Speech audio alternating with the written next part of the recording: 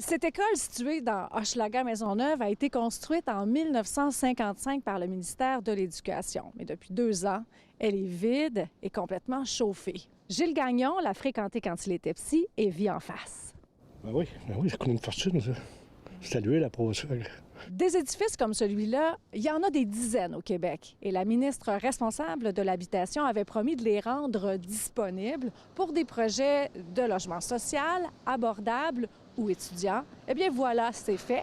À compter d'aujourd'hui, les organismes peuvent tenter de les acquérir. On vient ajouter un autre élément à notre coffre à outils qui vise à augmenter le nombre de logements le plus rapidement possible.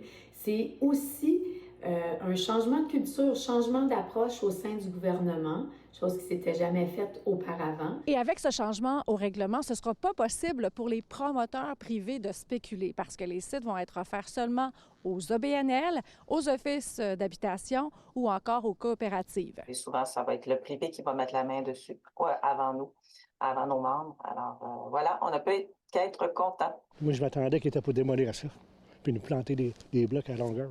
C'est correct, écoute, il manque tellement de place.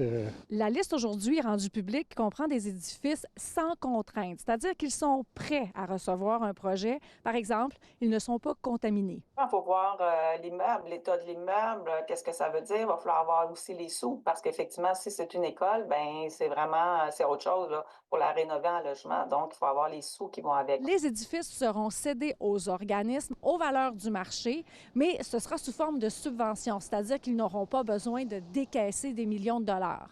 Vous savez, dans les OBNL, il y a des plus gros promoteurs, des plus petits. Donc, l'enjeu, c'est de voir, il faudrait que ça soit attribué en toute équité. Les plus gros joueurs, on le sait, ont plus de moyens, donc vont avoir tendance à déposer plus rapidement.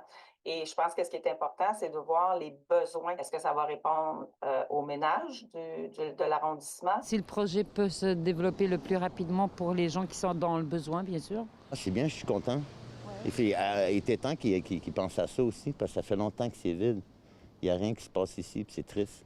Et puis, ce sera évolutif. Actuellement, le ministère continue de faire l'inventaire de son parc immobilier, de l'inspecter, et la liste pourrait ainsi s'allonger au cours de l'année.